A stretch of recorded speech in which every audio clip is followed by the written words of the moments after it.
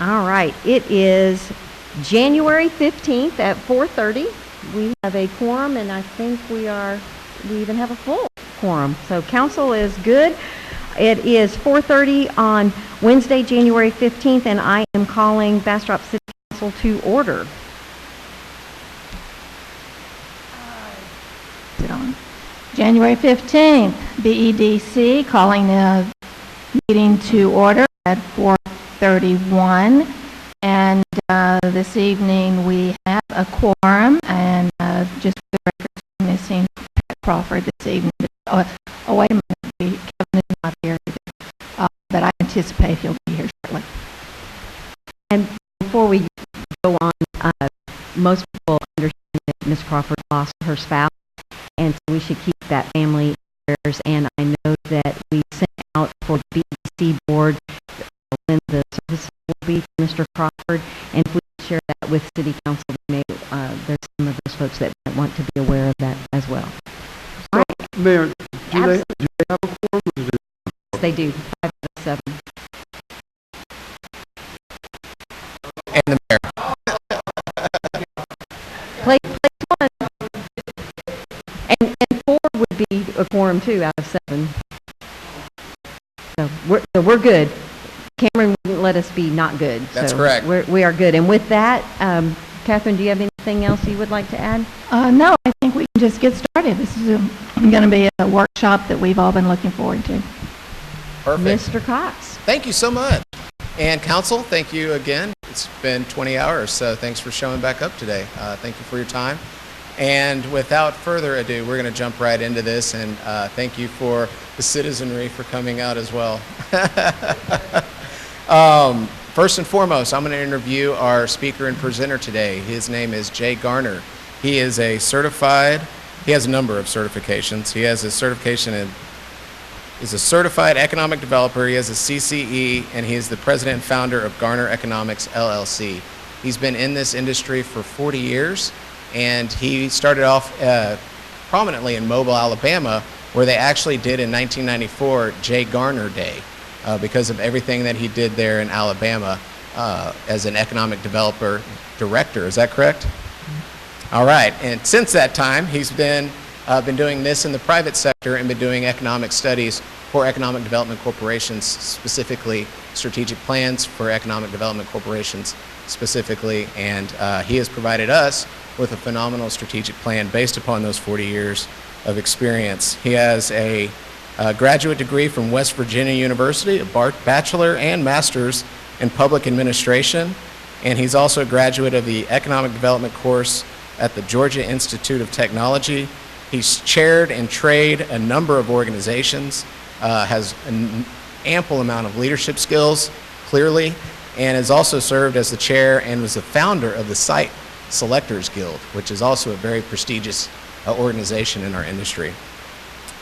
He likes jazz, he plays the drums, and has been mentioned in a number of economic development magazines and publications.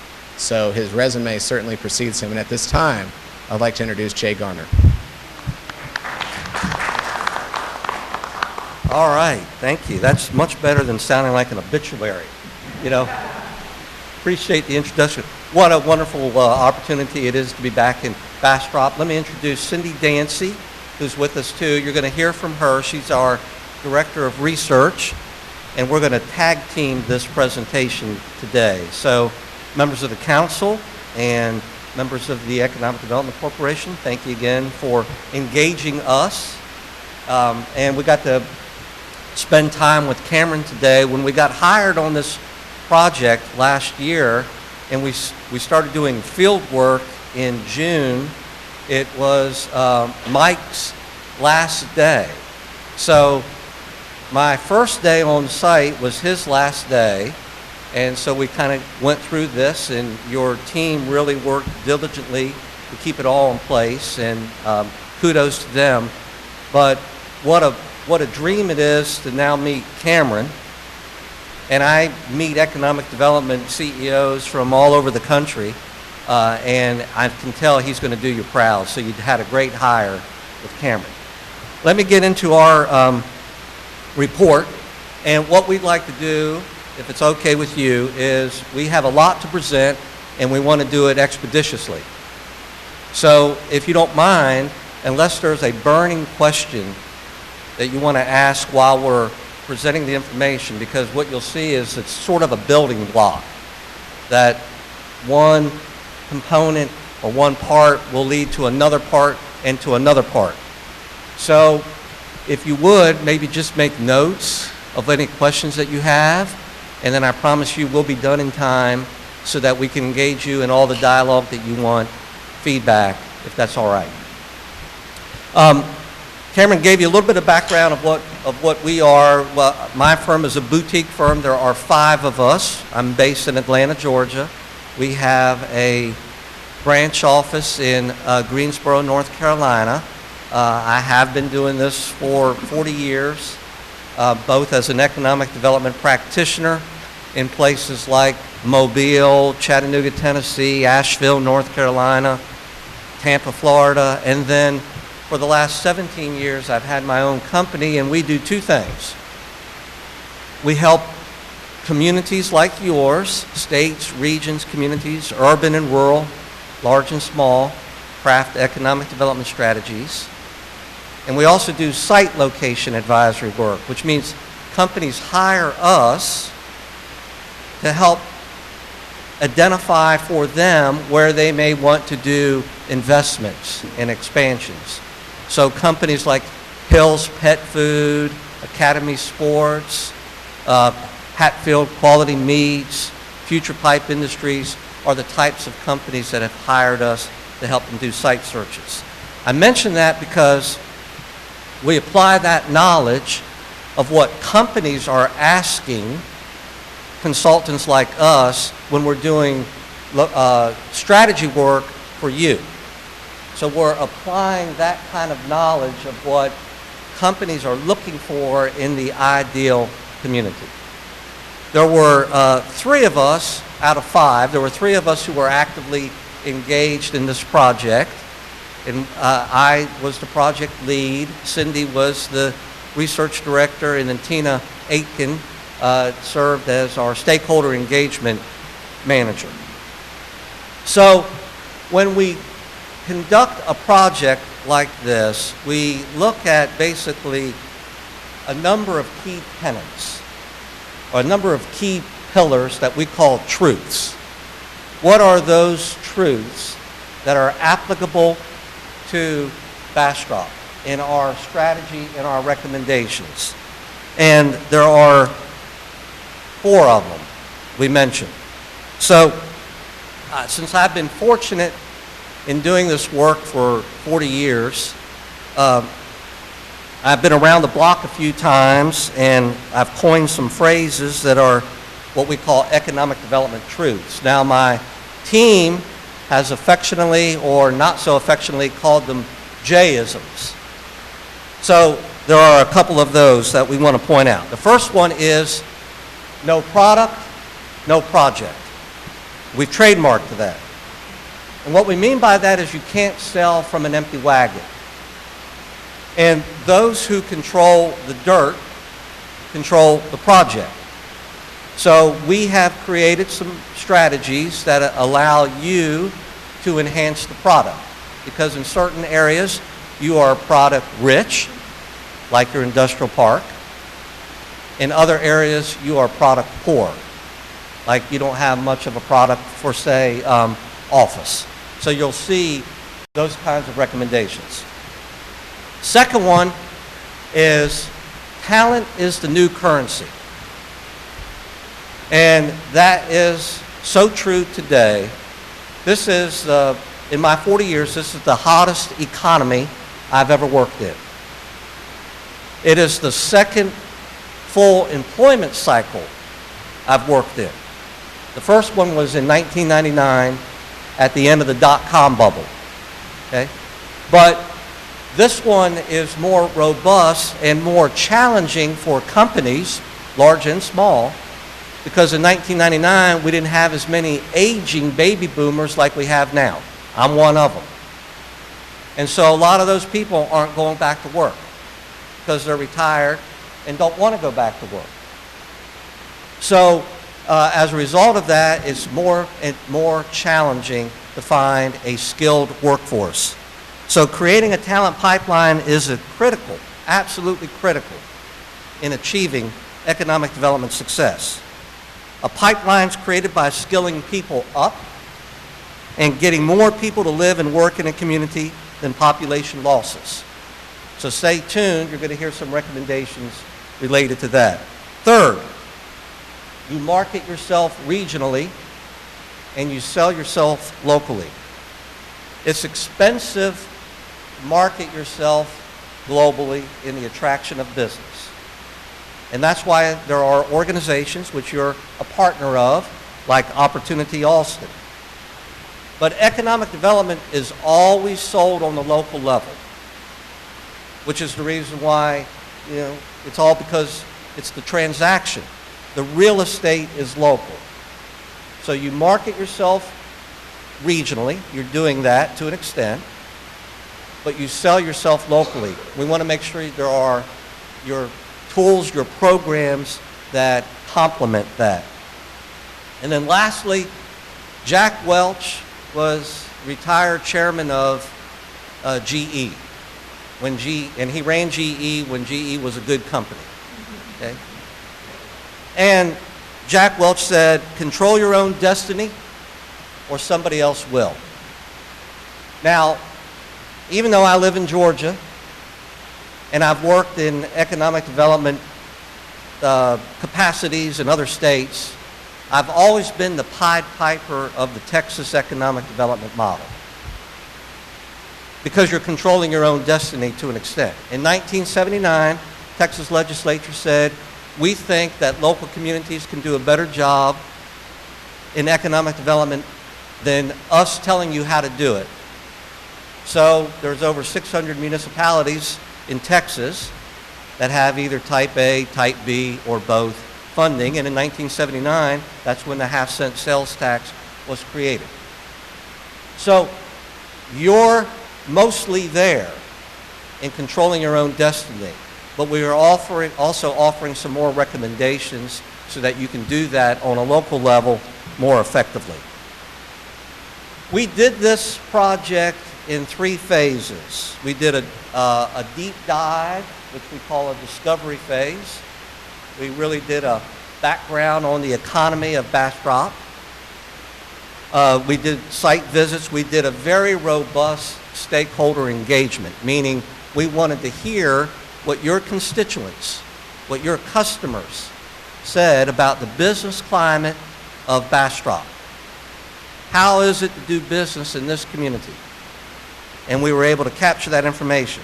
We took all of that information, it led to an analysis, and then that analysis turned into recommendations under targeted industries and program recommendations.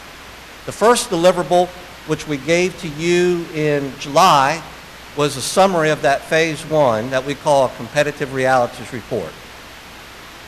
The second deliverable, which is what we are calling your program to develop an action plan to attract talent and investment, we were actually done at the end of September.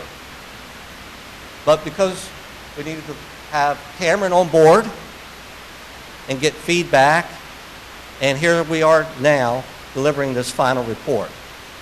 So the majority of everything that you see in here is current as of the end of September. Let's talk about the key findings.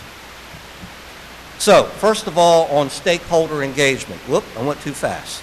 Stakeholder engagement. We conducted 4 focus groups. Many of you that are sitting around the table, I remember seeing you at the focus groups across the street at the convention center. So thank you for participating in that. We had 43 people attend those focus groups. Now, the way we did that is we told the EDC the categories that we wanted to get information from. So we said we would like to have your medium and large employers. We would like to have small businesses and entrepreneurs. That was the second category. We wanted to have government and academia, so several of you all were there. And then the fourth one was real estate developers, not only that were serving are in Bastrop, but they may have been in Austin, but they do work in here. Okay, so they were able to give a perspective too. And each of those focus groups took 1 hour. We got great feedback. Then we followed up with that by conducting an electronic survey. And that got pushed out by the EDC and also the Chamber of Commerce.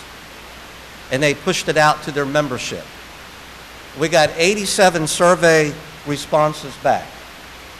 So we felt like we got, between the focus groups and the electronic survey, we felt we got a good representative sample of feedback. And the reason why we felt that way is because in both the focus groups and with the electronic survey, there was consistency of what we heard, by far.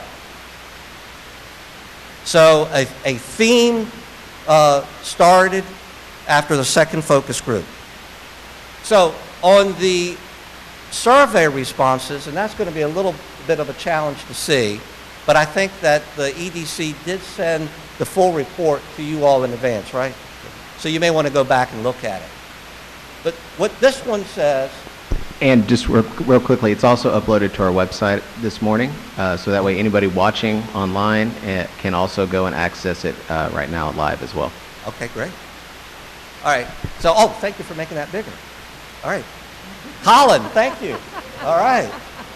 Okay, so, so we had 87 responses. Look at that. The top 3 basically are saying the same thing. You had 40-plus responses that are saying that there's issues with lack of worker availability. I know you've heard that before. And then the second one coincides with that. A weak K through 12 education and lack of a community college. Now those two go hand in hand, right? Lack of worker availability, meaning skilling people up and getting people through a community college, a technical school, goes hand in glove. And the third one is a difficult permitting process, permitting and planning process. So all 3 of those basically were about the same. And then you can see the others were lack of infrastructure issues, poor image of Bastrop. Now this is what they're saying. This is not necessarily what we're saying. This is what they're saying. And then a lack of communication. What they mean by that is many people from the electronic survey and from the focus groups said that the EDC wasn't communicating enough about all of the things that are going on in this community, activity-wise. So that's what they're referring to as a result, they refer to communication. So, again, this is what stakeholders think. There's always room for improvement, but on an overall score, you had the county a little bit higher in their ranking than the city. 3 of this for the city versus a 3.5. I think primarily most of that is like many jurisdictions in the South, and I live in one of them. You don't have the same kind of planning and zoning ordinances outside of an ETJ and the municipal jurisdictions than you would in an unincorporated area, you know. But some of that other was regarding the planning and permitting process. Your large employers and your real estate developers have had projects in Bastrop, and of course they gave the lower marks for the city. In summary, this is what your stakeholders think.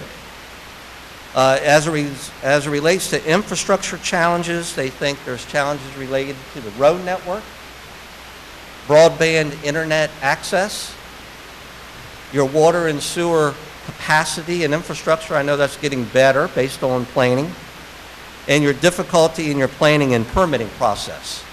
Consistent theme.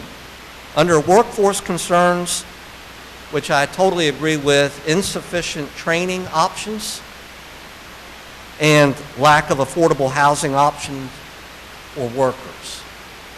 And then on your quality of place, we call it quality of place rather than quality of life. Quality of life is very subjective. Quality of place you can measure. So for quality of place, they're saying lack of a community center, downtown parking concerns, and more recreational facilities. So you'll see as we go through this that a number of our recommendations relate to the constituent feedback, the stakeholder feedback that we heard from people who live and or work here. Now, lastly, before I turn it over to Cindy, I looked at this community from the perspective, from the eyes of a site location consultant. So I evaluated Bastrop the same way I would if a company hired us and said, tell us what you think of Bastrop in the criteria that we typically use when we are evaluating communities. So we look at everything from taxes to quality of place to workforce availability to your sites and buildings. We look at all that. In this case, we looked at 53 different variables, 53. 18 are considered an asset, 15 are considered a challenge, and 20 of them are rated as a neutral. Neutral is typically neutral or average. Okay. So the ratio of 18 assets to 15 challenges is considered a positive assessment because you do have more assets than challenges. You have a lot of challenges, but you still have more assets than challenges. However, any of the 15 factors related to the challenges, especially your product inventory related to office product, can be a deal killer on any kind of investment project that is looking at, say, the Austin Metro. And if you don't meet the criteria in Bastrop, then they can find another location if they need to be in this geographic vicinity. So the challenge that we have, and always, this is a great tool for policymakers like you all. I love this. Because the beauty about this is this allows you to measure every year. You want to move that bar from challenge to neutral and neutral to asset, and you want to keep your assets where they are. And so that's a great tool to take that from the detail that's in this competitive realities report that goes through each item on where it's an asset, challenge, or neutral, and why, as a policy tool. Now I'm going to ask Cindy to come up and get through the economic data, and then she's going to talk about the business targets that we're recommending for Bastrop, and then I'm going to come back and go through our recommendations, finish it up, and then see what kind of dialogue we want to have. Come on. Thank you, Jay. Good afternoon, everyone. So as Jay held up, we went into a deep dive and have a fairly large document, which is the Competitive Realities Report. Thankfully, and you'll be very thankful, I'm not going through each and every item because there was a lot of elements into that report. We did take a look at the report and compared it to several areas. We measured Bastrop against Bastrop County, Tomball, Texas, Fredericksburg, Virginia, to the Austin Round Rock Metro, Texas, as well as the nation. So those are benchmarks so that we can see how trends are going as well as how they measured up to those areas. So in taking a look at these data points, we had 26 areas that we measured. So similar to Jay with his assets and challenges, we took a look at the data points along with economic and labor assessment, and this is a desktop research through all sorts of data sources, government resources, and so standard and reliable data sources on how Bastrop measures up to the benchmarks and how Bastrop might be improving. So overall, 13 positive measures, 6 neutral, and 7 negative. So again, overall, a positive assessment along those lines. So I'm going to call out just a few areas, and of course some of these will probably not be surprising to you, but just wanted to focus in on them. The strong population growth has been increasing quite rapidly. So you'll see up there the dots up at the top are the annual growth as well as the overall trend. So population definitely up, very strong. And if we look at how projected growth is going, the relationship with Austin, how growth is coming out east, of course, along Highway 71.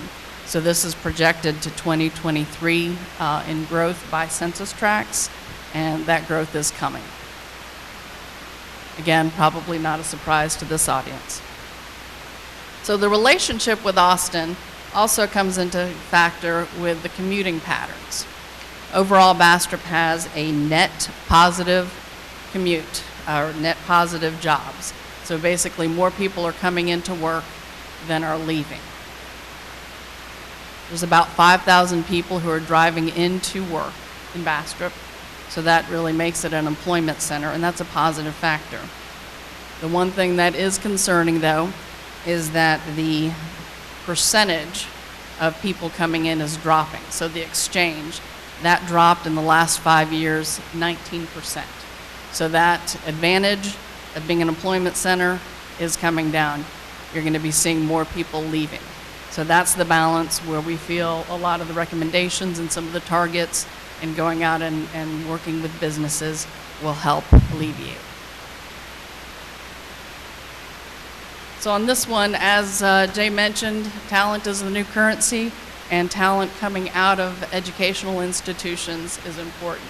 There's a lot of students in a 45-minute drive time from Bastrop. And if you do that study and go out, there are 128,000 students. However, you'll see a lot of them are right on the edge of the 45-minute drive time. Most of the universities and colleges and technical institutes are on the edge there, with the Austin Community College or Technical there in Elgin. So that's kind of an important factor to look at, because there's challenges in recruiting that talent on where they might choose jobs and go to work. We did a lot of look at the industries and occupations in the area, and wanted to point out that for occupational change over 5 years, the 3 biggest areas that grew were sales jobs, food prep and serving related jobs, as well as office and administrative jobs. All 3 of those had about 300 additional workers in those areas. And that's occupation that can work in any industry. So that's what the person does.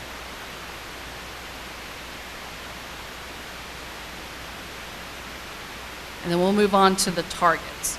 So all of the information that was taken and put together in competitive realities, we also start to take a look at what the focus groups and people in the surveys would like to see. So the desirability, what does the community want to attract and grow as industries in the area, along with the feasibility and what the numbers and the data that we looked at makes a case for.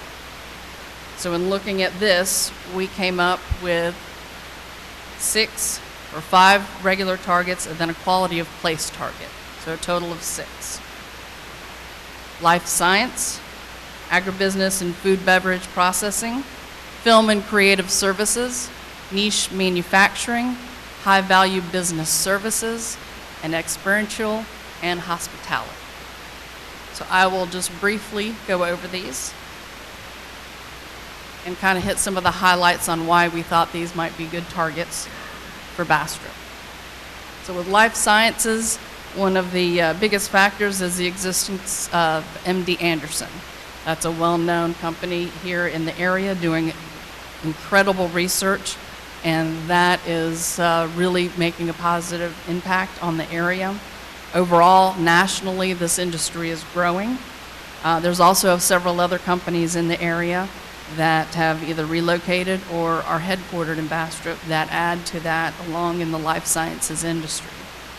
There's availability of technicians and scientists, a lot of degrees, over 15,000 in that 45-minute drive time that are in related majors.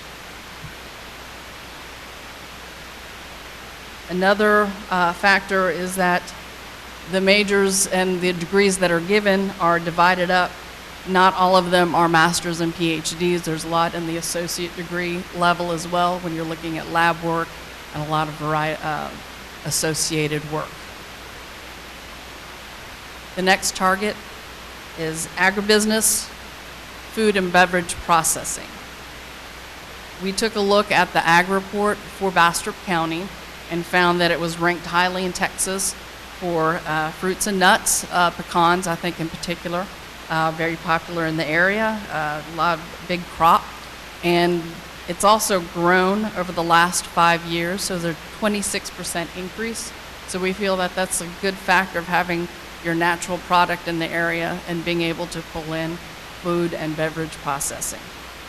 There's availability of water, and we understand that there's the addition of our two soon-to-be new wastewater treatment centers. So the capacity of Bastrop will be able to handle the water and wastewater needs of food and beverage.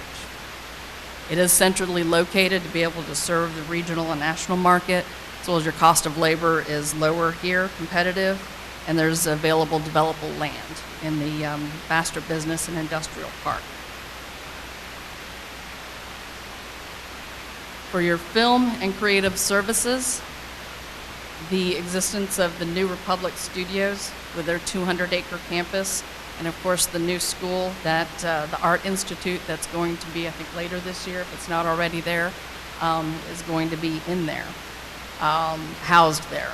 So the proximity to Austin and a lot of the film culture that is there already, music and film, it's a natural outgrowth. It's very close. You're able to pull from crews that are operating in Austin, and then with the facilities that are in Bastrop, that's a great pull in.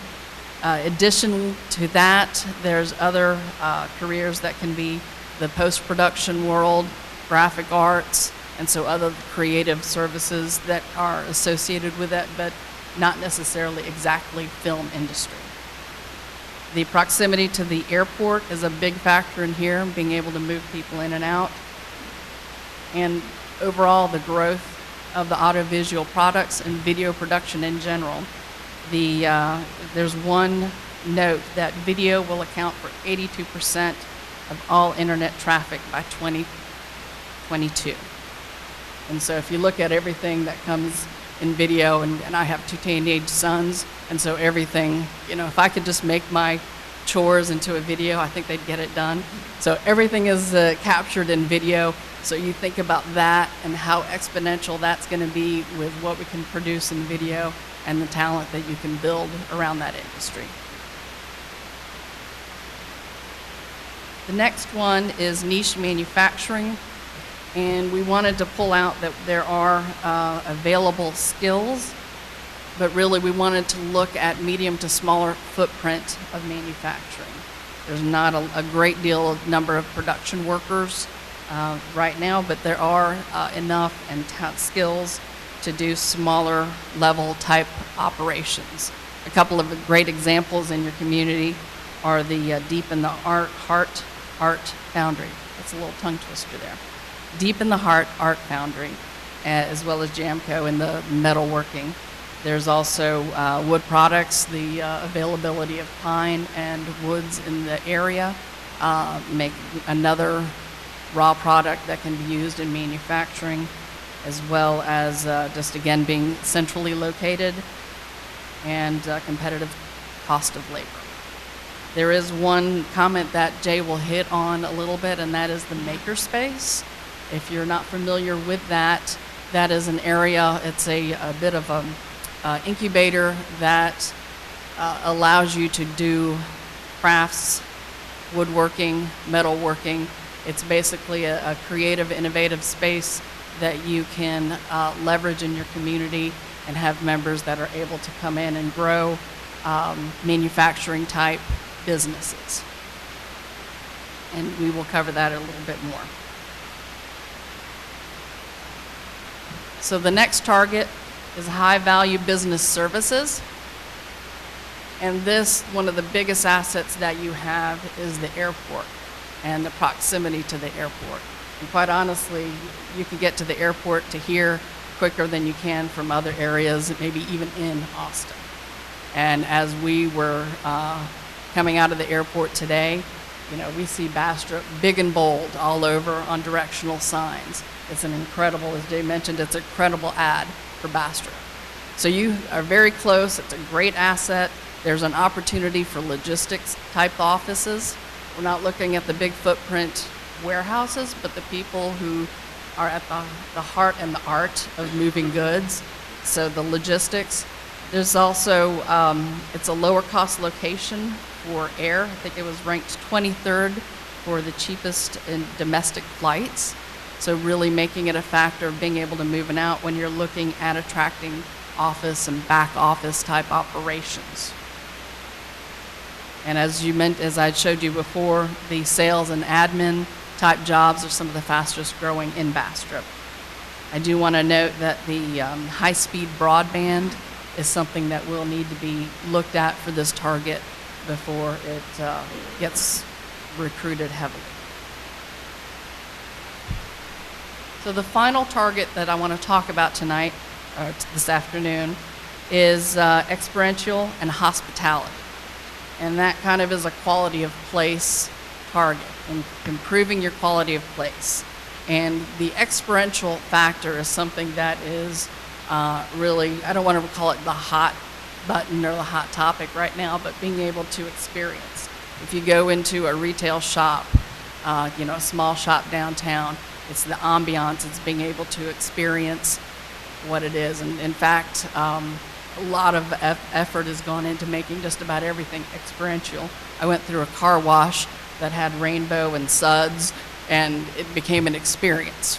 So if you think about that and how all sorts of things, from shopping to doing your outdoor canoeing on the Colorado River, the Lost Pine Nature Trails, all these opportunities to get out and experience the area, but also to experience the downtown and hospitality. Of course, Lost Pines Resort in its proximity is a great asset in pulling people in.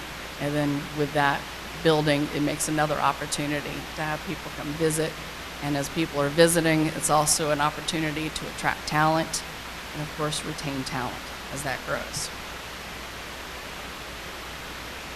So with that, I will hand it back to Jay.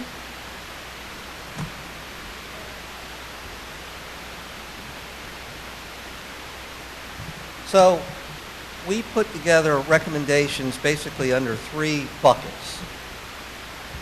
And those buckets were strengthen the product, that's asset development. Remember, the Bastrop is the product. So strengthen Bastrop. Execute effectively. What do you need to do to have an effective economic development service delivery effort, whether it's within the city or whether it's within the EDC? And we looked at both. And then tell the story, meaning what do you need to do to communicate the message of Bastrop, the story about Bastrop globally in the attraction of investment. So we put together those recommendations under those categories. The first category is in that asset development. We have 4 recommendations, the goal being develop assets and initiatives that support the community's desire to attract and grow more high-quality economic activity in the area and to support the current and future residents of the city. So with those 4, the first one is develop a spec building in the business and industrial park suitable for the targeted industries. This is where product comes in. Our recommendation is you've got great dirt, but as a site location consultant, I can tell you, and this is a quantifiable number that we use in my business, 85% of all site searches start out with companies looking for an existing building. And especially in a really hot real estate market today, they can't find a building, so it oftentimes turns into a greenfield site, which is good for Bastrop because you've got the land under control with your industrial park. And I like your industrial park. And I've seen hundreds of industrial parks over my years, and this is a good one. But you don't have the building to attract. That's the product. So a spec building works the same way as if you're trying to sell a house. The more people that you have come and look at the house, the greater the chance that you have in selling your house. So what we're recommending based on the target markets is that the EDC should develop a spec building in the industrial park that's of sufficient size and usage to attract the types of targeted businesses that Cindy just went through. So what we're recommending is that you have no less than a 50,000 square foot building in the industrial park, expandable to 100,000. The smaller the building, the more difficult it is to lease or sell that building. So, and as Angela and Jean will tell you, when they get leads from either the state or from Opportunity Austin, those requests are coming in for larger buildings, 50,000 greater, 75,000, 100,000 square feet. The ceiling height of the building should be no less than 34 feet, and the building should have an unfinished interior so that the potential tenant or buyer can build out the structure based on their specific needs or criteria. Now, let me say this about spec buildings.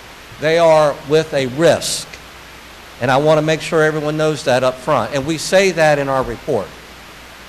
So I've seen spec buildings that as soon as the steel has gone up or the foundation has been laid, depending on the geographic location, that building has been acquired. I've seen other instances where a spec building has sat on the market for 7 years. So therein lies the risk. So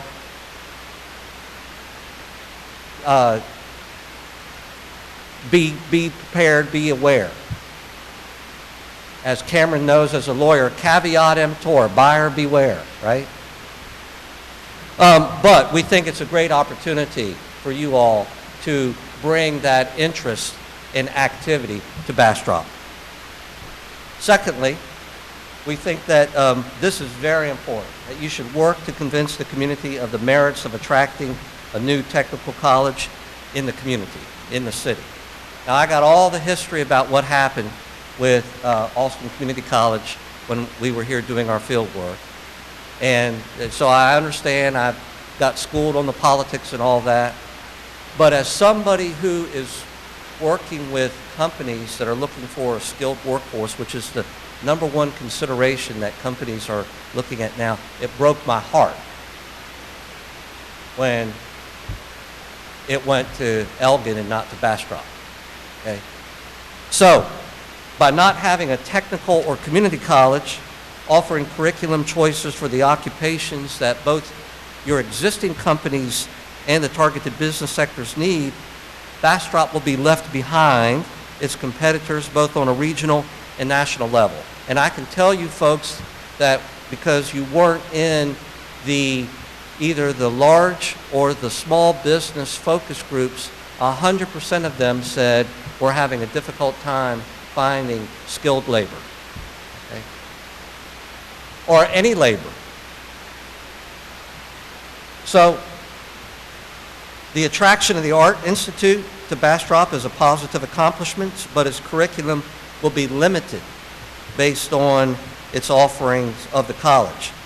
And we know that Cedar Creek High School offers dual credit classes through Austin Community College, but more needs to be done to grow the technical trades, which is really depleted in the area. So our recommendation is that Bastrop should develop a cadre of champions to attract and sell voters on the merits of attracting a campus of Texas State Technical College, and TSTC offers the curricula and course offerings demanded by local employers and the targeted business sectors that we've noted.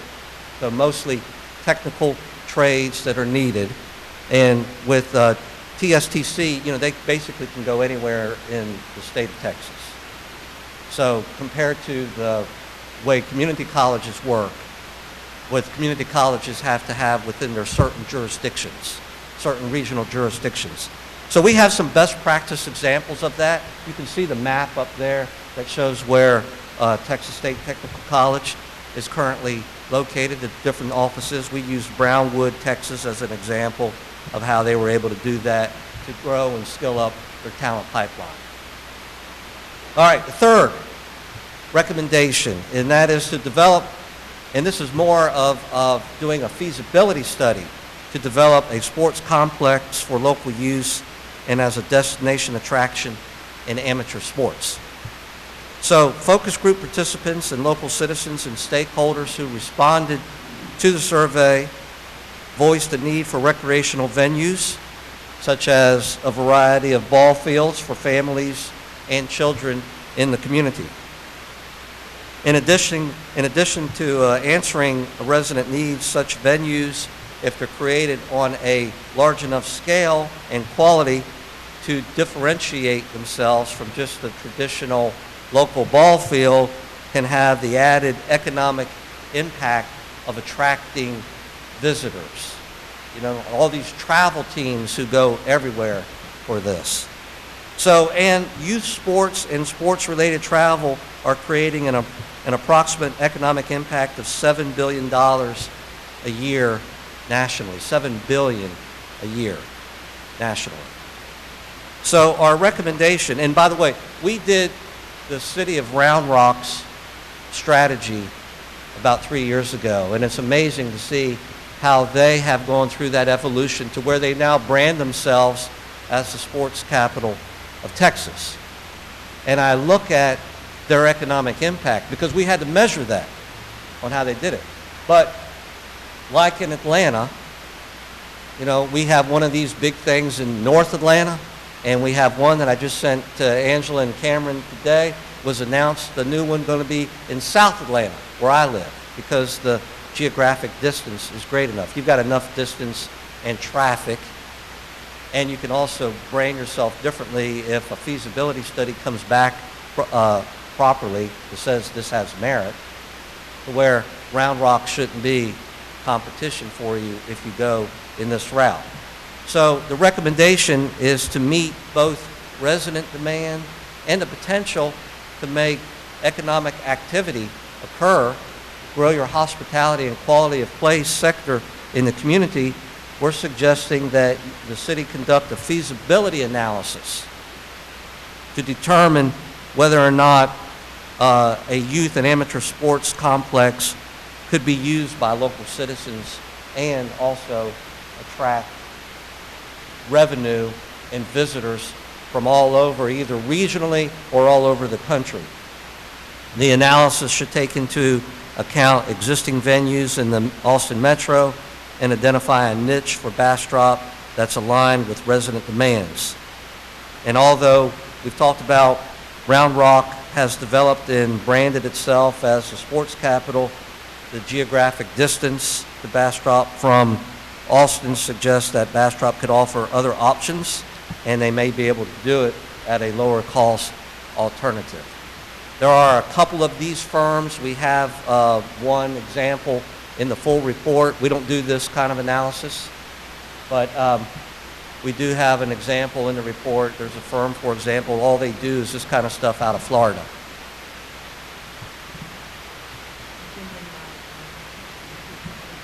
You do that again, we're going to dock you a day's pay. All right. The next is, and the fourth and final one under asset development, is create an entrepreneurial center that would include a small business incubator, and as what Cindy talked about earlier, is a maker space. So at the local level, measuring self-employment is a great way to measure entrepreneurship. Bastrop has a self-employment rate of 9.7% of your total workforce. This is above these other benchmarks, Humble, Texas, Fredericksburg, Virginia, but behind Bastrop County, behind the Austin Round Rock Metro, slightly lagging to the state of Texas. Bastrop County had the highest self-employment rate at 11% due to the high number of unincorporated and unpaid family worker enterprises, which was at 8.3%.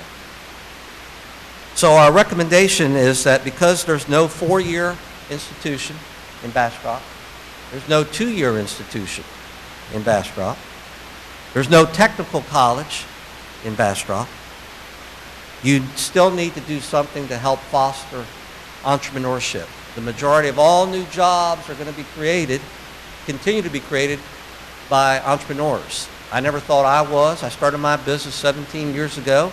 Many of you who are sitting around this table are owners or have started small businesses. You're entrepreneurs. Okay.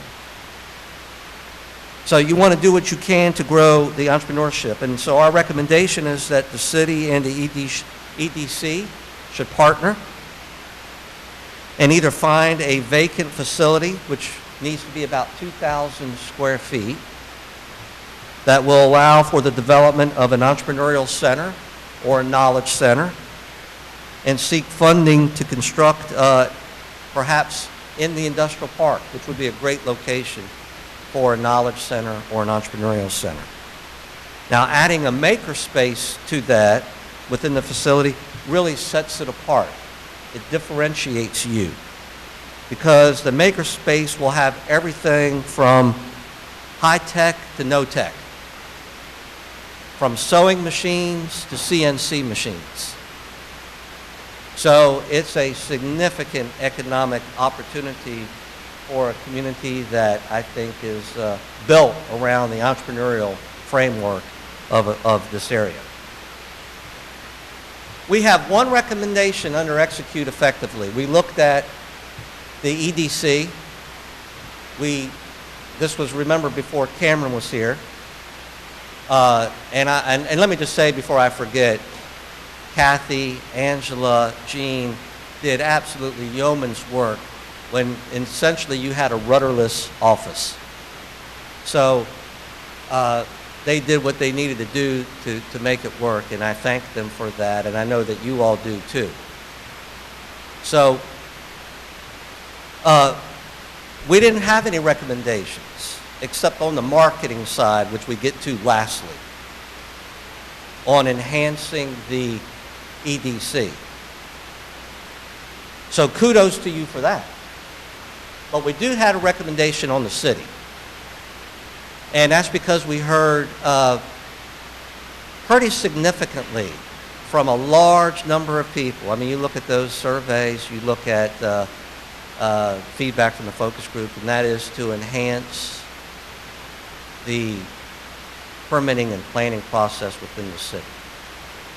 And so our recommendation, the goal, by the way, is to build programming that results in outstanding economic development service delivery across all city functions. So the one recommendation is to create a one-stop permitting office to streamline the permitting process and create an internal culture of yes. Now, let me clarify one thing, and I'll go through this in more detail. This isn't really more about the bricks and mortar of a one-stop shop, because I've been back to your planning and permitting office. So I've walked back there, I've looked at it, and we've got a small community. We've got a great city hall. You aren't spread out, and so you have everything confined. It's more about creating that internal culture of yes rather than a culture of no.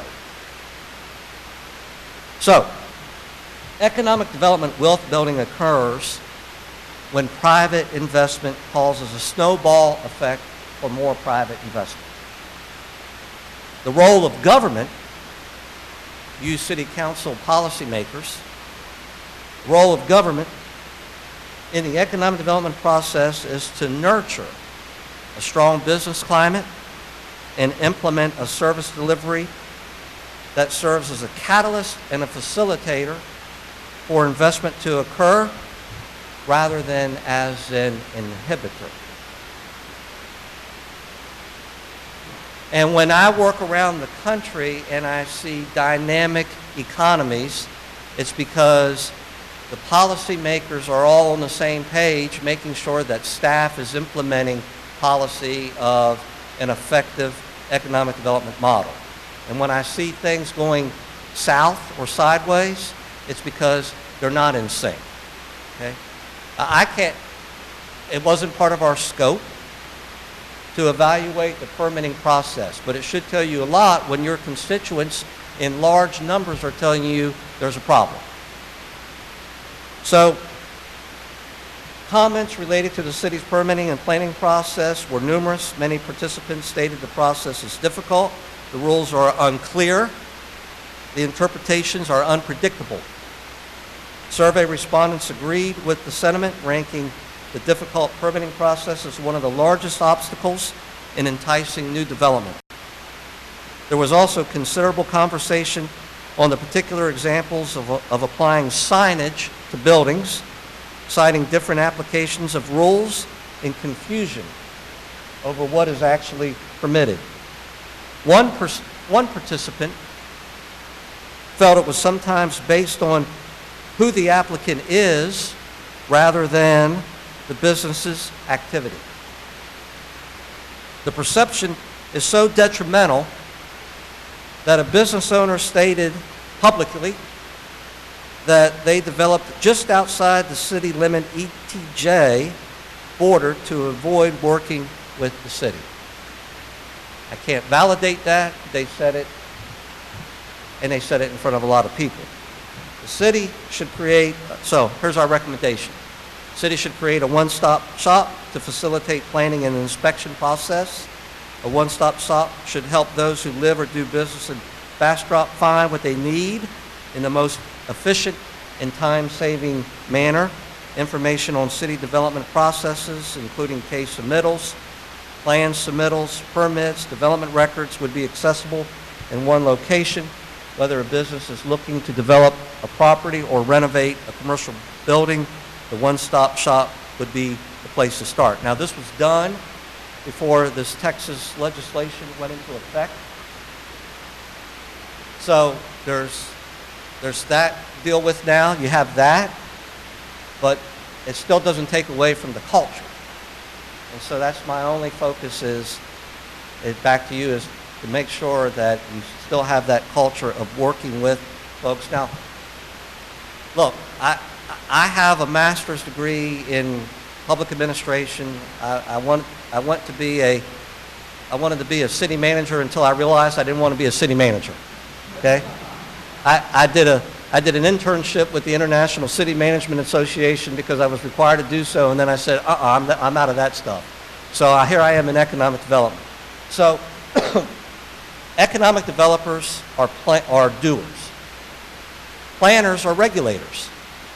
Planners are doing their job as regulators.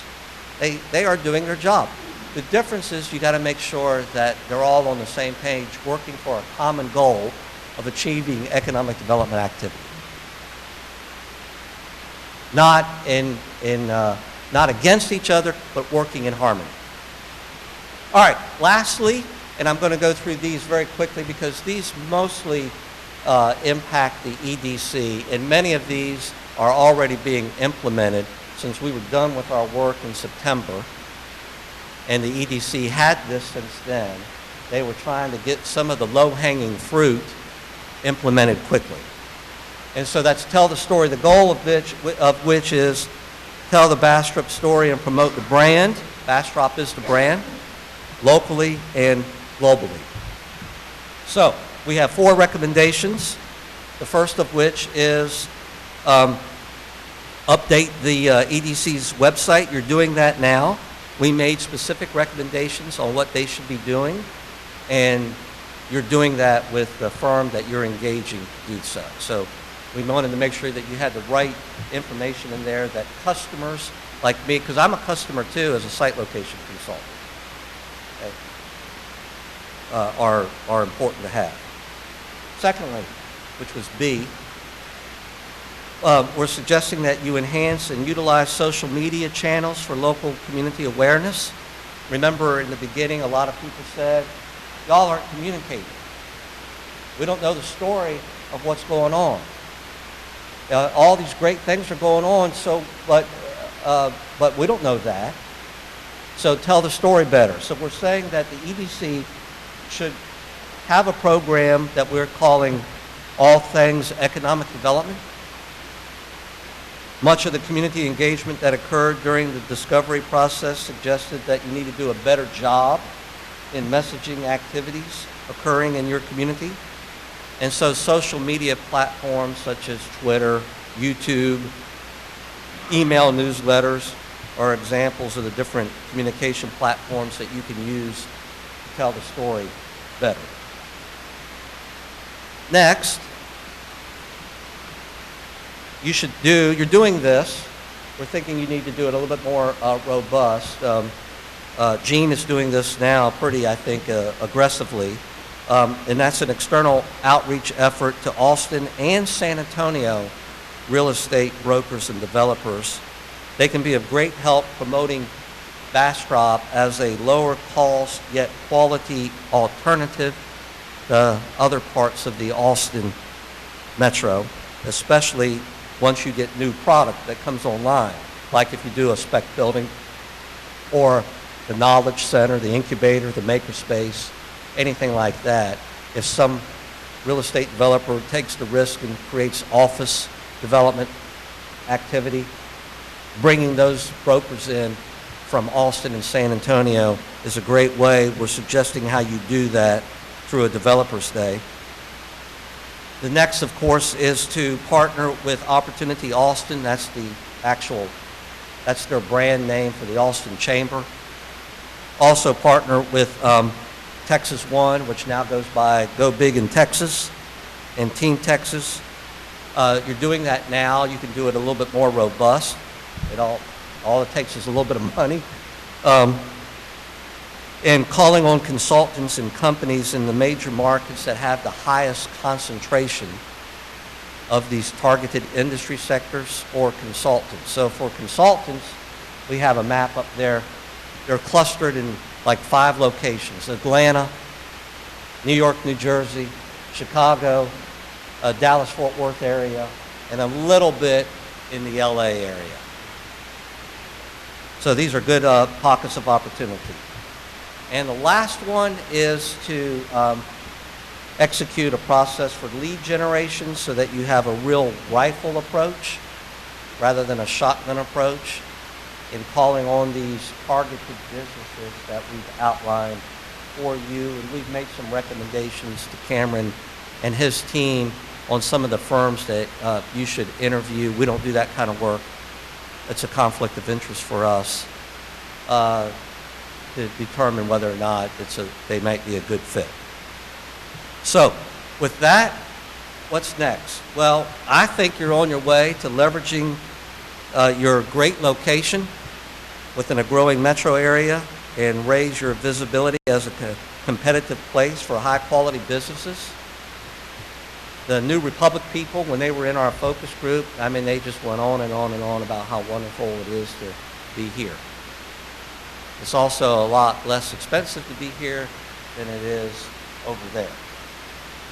So let's play that up even more. However, the community needs to strengthen your product. Remember, no product, no project. And improve the quality of your workforce. Talent, new currency, #1 consideration when companies are looking at investment opportunities. And the recommended business sectors in this strategy will help you focus on those efforts. Catherine, I want to thank you for engaging us. You were great to work with as in this whole entire process. And with that, I'll ask Cindy to come up with me. And how much time do we have? Are we good?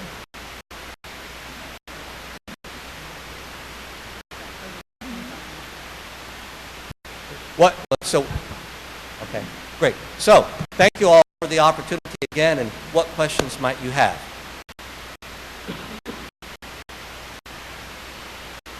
Go ahead, Jeff. Turn on the mic, Jeff. I was going to say, all your suggestions are spot on and all need to be worked on, but did you prioritize them?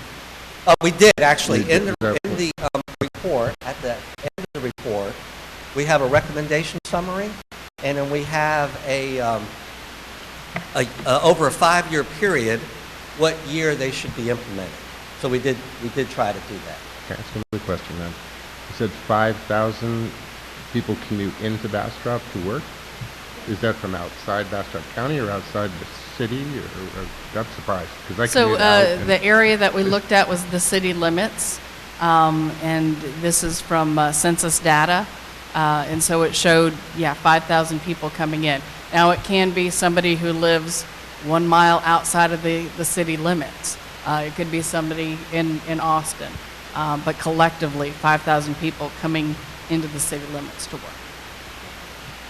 More than half of the people who work at the city of Bastrop live outside of the city limits of Bastrop. So and part of that, sometimes it's choice. It's because they want to live on property, or it may be family property, but unfortunately for a lot of folks, it's because they can't afford to live inside the city limits. So, and I think that's the key to the affordable housing. And council, we've all heard this and are aware of it, and it's one of the reasons that we took the approach that we did on the building Bastrop was to try to allow an abundance of affordable housing, to introduce that. But those numbers didn't surprise me at all. That's one of my stump speeches that we go to, is people think that we're a bedroom community to Austin, but the reality is they're a bedroom community to us. There are folks that like the reverse commute, and there's a lot of people that come to the city of Bastrop to work during the day.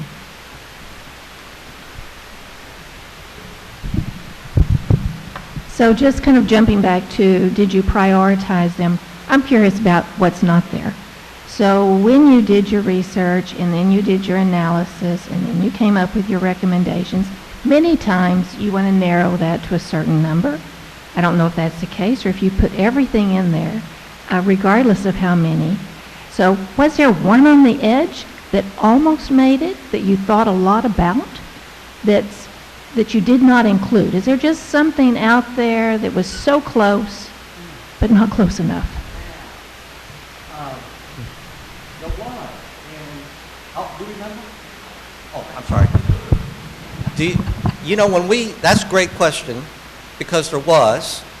When we do this, after we do our discovery phase, we start to formulate in our mind what these recommendations should be. And we come up with just kind of a wish list, a draft list. And then we have an initial discussion, which I had with the EDC team. And I know we cut one or two, and I have it on my computer, which is back in the hotel. But do you remember? Gene remembers. But Gene's younger than I am. So, there was one, and it was something that is actually, when you think of the title and the industry of it, it absolutely fits perfect. However, where we kind of fell into it, and the fact of the location of our industrial park and potential overall impact of the community, we kind of chose to steer away from it a little bit, but to maybe modify and not really have it in the strategic plan, but still have it be something that we focus on as staff, which is the farming industry.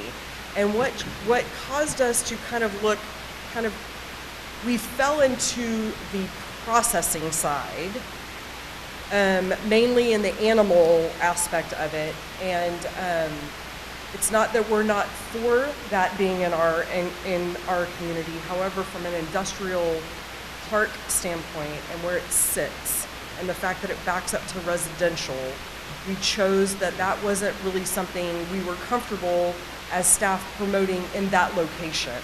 So again, it's not something that we're not going to look at. We just have to look at it differently, and so it hasn't become a top priority, but it's still something the farming industry fits in our community. You just have to figure out how and where. So I hope that helps answer your question. And there was a second one. You said there were two things that came up. yeah. Would you allow me to email it to you tonight when I go back and look at the room? I can't remember. Because it's been since September. Actually, I had this initial discussion with the team at the end of August. And then that's when after we got buy-in, that's when we started writing the actual rationale for all of these. So it's been a while. Okay. But I'm going to email it to you tonight. Okay. Ron? Yeah, if I understood you correctly, you had mentioned that one of the industries that you're looking at that could be attracted here would be freight forwarders and 3PLs, third-party logistics. But yet you further stated it would be good to come here, although we don't need big boxes or large warehouses. I'm not sure I agree with that. Being in that business for many, many years, that's one thing you do look for from a 3PL especially, is to have large warehousing opportunities that are going to be close to the port. In this case, the airport, since we have no seaport. So I'd just like to better understand your logic behind that. Well, that was really driven more on the available real estate, more so, and that factor versus, whether or not it fit labor-wise and otherwise. And so looking at the real estate within the city limits, the industrial park, looked at having something that's more of a medium footprint. And so that's... And also the transportation arteries was a key for the big box. So, for example, Academy Sports is a client of ours. We did a 1 million+ square feet distribution center near the Port of Georgia, which is Savannah. And we've also done some work for Lowe's home improvement stores, similar. So we recognize how they look at arteries, primarily interstate related rather than state 4-lane or 2-lane, and the rationales associated with it. So because there's so many other options for big box distribution, that doesn't mean you won't get it, but we don't see a lot of that occurring here when there's other places that it can occur right off of an interstate. And so our recommendation is primarily on the office-related stuff because of its close proximity to the airport associated with it.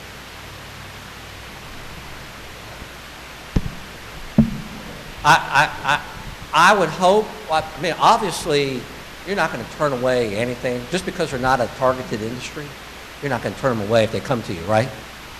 We just don't want you to spend your money on a sector in your marketing if we think the odds of it are somewhat low. And we think it's against you to spend money on that. And you're asking for our expertise. I work in that sector as a location advisor, so that's why we're sharing that with you. Councilmember Ennis? I have two questions. One is when you speak of the commuters into the city and it's dropping, are you taking into account people who may be finally moving into the city so they don't have to commute as long? So what I looked at, so each year we take a look at what the in commuters are and what the out commuters are and the folks who live and work. So the net commuting is the balance of that. And right now, and it has been for a while, there's more people coming in than there are going out. But what we're looking at is the trend, and that is dropping.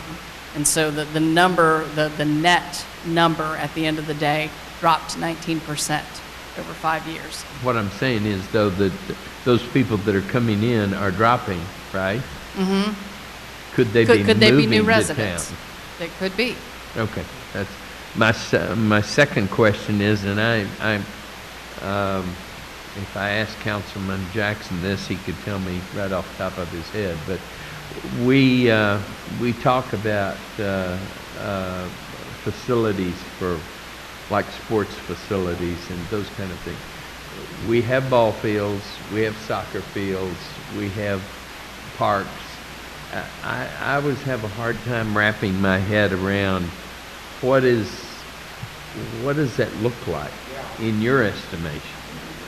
That's a great point.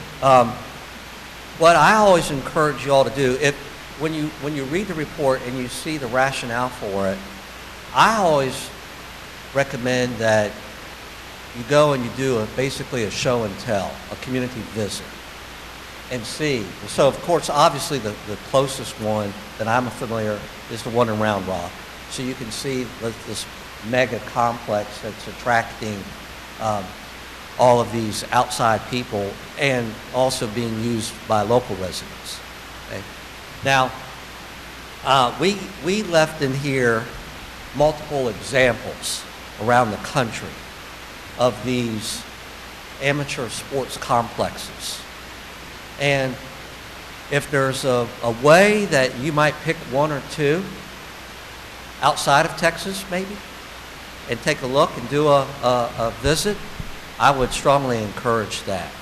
We don't have to go out of state. You can go to San Marcos. It's San Marcos? soccer complexes where there's 30 fields.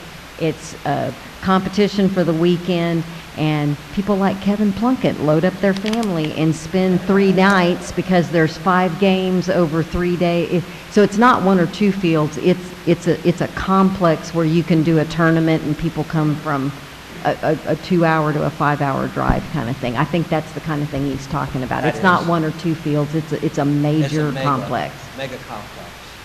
Thank you. Councilmember, And by the way, 4B money pays for that, or Type B money pays for that. can pay for that. Councilmember Jackson? Well, I won't pretend to be an expert on it. I mean, he said that I could answer that, but first of all, I want to say I thought your presentation was spot on with the targeted recommendations that you made. I was very impressed with all of them. Since you did your research and everything, we've tried to do we've made some changes, and there's some of these recommendations are being already implemented and some things are happening from it. But so many of them, and with my recreational background, it was like I was part of the choir. I wanted to sing when I heard all of that. But yeah, the giant sports complex type situations that are occurring across the country and across Texas now, I think are a big impact on economic development because so many people will travel in, they'll bring their families, they will stay, they will spend money, and it's just something that's, it's another economic development factor that I think is real important, and I've kind of advocated that over the years and to deaf ears kind of, but I think it's really good I'm glad that you emphasized it, and I'm glad to hear that. Also about the technical college and all of that type of information I think is real important because a lot of our students aren't going to go into a 4-year or even a 2-year university, but the technical aspect is something I think that'll be very helpful for them in developing jobs and helping them to find employment and keeping them within our community and not losing them to other places. So a lot of that's happening, and I'm just really excited about it, and just thank you for that. Thank you, Councilmember Jackson. Any other council members? BDC board? Sam? On the spec building, Yes, sir. are there some examples that we could go look at on what, I'm trying to visualize this. It's just an open space, 34 feet ceilings, cement floors.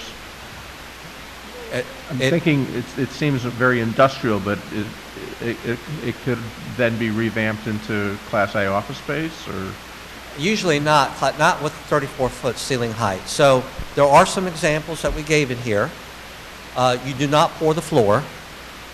So basically, it's basically a shell and it will have a small, so if it's a 50,000 square feet, typically you're going to have maybe 1,500 square feet of an office in the front.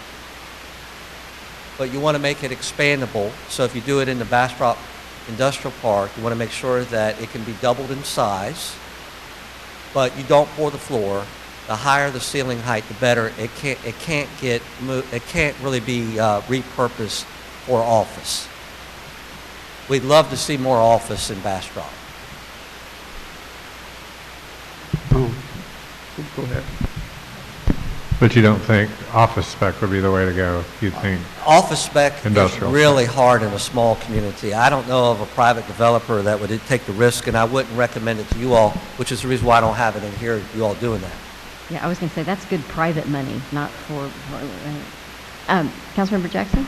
I was going to mention spec buildings too, because that's something early on with the EDC, that was something that we discussed many, many years ago about doing that but we kind of shied away from it because of the investment cost initially, and then went into building the industrial park when that was first being developed and everything. But spec buildings are something that it just takes more capital to do that, and then you have to kind of wait to see what's going to happen with it. But I agree, it's something that will definitely, if you build it, they'll come, but when they come is the factor, and how much it costs to maintain it in the meantime. And those were factors in the olden days when I was on BDC, when we worked with the city. We were considering that, but it just never came into fruition because of those factors. So, a question on your makerspace.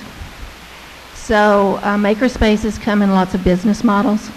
So, from the demographics of Bastrop and what you know about Bastrop, do you favor one business model for a successful makerspace? Would you go into the co-op? Would you go into the commercial? Would you go into a nonprofit and partner with Fab Lab? What is your best example that you've seen out there for a community similar to ours? I have one, and you might want to talk about one too. We might give you two different perspectives. Good. I think the not-for-profit works well. Like we told you on a spec building, it comes with a risk. Okay? On an incubator, so remember we have an incubator, and why not include a makerspace as part of that? Incubators are money losers, but they are there, like when you built the Bastrop Industrial Park, it was there to serve a public purpose. Okay? The incubator is to serve a public purpose, and so you don't see many private entities that are creating either an incubator or a makerspace. I've ran into a few private makerspaces, but they've been in much larger communities, metro areas like Cincinnati, Chattanooga, places like that. Where I would recommend, Catherine, a quasi-government, not-for-profit, 501c3 type is still going to have to be subsidized, which is the reason why we said that it should be a partnership between the EDC and the chamber. It is a public service. You're providing a public opportunity for it. You want to give some examples? Sure. Yeah, there's actually one in Greensboro that's a public-private partnership. There's a lot of partnership with industry as well, particularly in machinery, as well as volunteering time for instruction of having people come in. So I think looking at the assets and resources in your community, in industry, as well as being able to do the public-private and getting other dollars into that. There's a lot of funding. There's programs that go on in the entrepreneurship type programs, so the chamber and other groups might be able to utilize it. So in essence, it almost turns into a makerspace, and the Knowledge Lab Program Center, it involves a lot that can grow out of there and be successful. We have a small makerspace at our library. And it started with a 3D printer, and just kind of the idea that folks that couldn't afford a 3D printer, they can come and work on the programming, and then we'll print it for them. Turns out if you're a librarian, you're not an expert on keeping a 3D printer running. And it also turns out that they're fairly complicated devices, and there's a lot involved in it. So it's a great idea, and the Friends of the Library helped with some of the funding of that. So we've kind of, it even became, we had to use the city attorney to come up with what kind of things we could print, because that can be a problem. So we've got a little bit of experience with that, but enough to know that we may need to approach it from a different way. But a lot of people don't know that is available. But we have an entrepreneurial spirit here in Bastrop, so we've tried a little bit of that. So additionally, some of those, even though they're not private, memberships for hobbyists to Right. become entrepreneurship, and that's a revenue stream. the dues revenue as long as the other donations and Have you even seen like So- metal lathes? I know you said sewing Oh, of machines to CNCs, metal lathes, welding, I mean, really kind of whatever anybody's woodworking, needs to learn, willing to metalworking, teach. sewing machine, 3D printing, electrical shop. Kind of cool. Yeah, I mean, I do work with maker spaces all across the U.S., but they all work there, and I know lots of successful ones, but they all work differently, and they all are successful for different reasons. And so trying to figure out what the best approach here will take quite a bit of legwork. But there was also a time when there weren't any, and then you woke up one day and they were on every corner. And it really is the community that's within that makerspace. It's not the tools you put into the makerspace. So there's just a whole lot there to explore. But they are magic. Mayor, one more comment if I may, and then I promise I won't say anything else, but they're just hitting on so many topics that I just feel like, I mean, it's really exciting to hear all of this talked about, but talking about the incubators, because Bastrop does or did, we have the Mercantile downtown, and we have some, the Bridgesville and some other places, whereas we are developing that, and that happened a few years ago with, in cooperation with the Main Street Board, some other groups that we started doing that and getting these small entrepreneurs to get together into in an incubator space, whereas they maybe couldn't afford the facility. It's much smaller than probably what you're talking about, but a lot of these people that started out in the incubator space have now gone on to build their own companies and buildings, and they've moved out, and it's mostly nonprofits that have become businesses, and some of them didn't stay in Bastrop, some of them moved on, but that entrepreneurial thought process of incubators is still, I think it is alive and well on a smaller scale here in Bastrop. We are, according to my watch, we have 3 minutes to stay within our time commitment. Cameron, is there anything you want to share with all of us?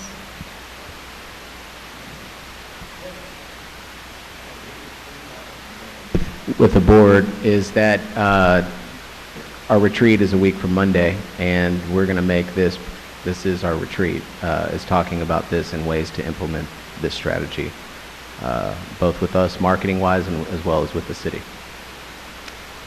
So, springboarding off of that, council, the EDC has those funds and they'll be voting on it, but it's always better if we're all working together. Is there anything that you've seen that you have a problem with, or something that is your favorite thing that you think is the best idea? Because it would be helpful if we were all on the same page. That was the point of kind of going through all this material together. Mr. Peterson, it all makes sense to you? You're good to go? All right, small business owner, Councilmember Rogers, you all right? I vote for the sports complex. All right, so 2 votes for the sports complex. All right, Mayor Pro Tem Nelson, anything you want to share?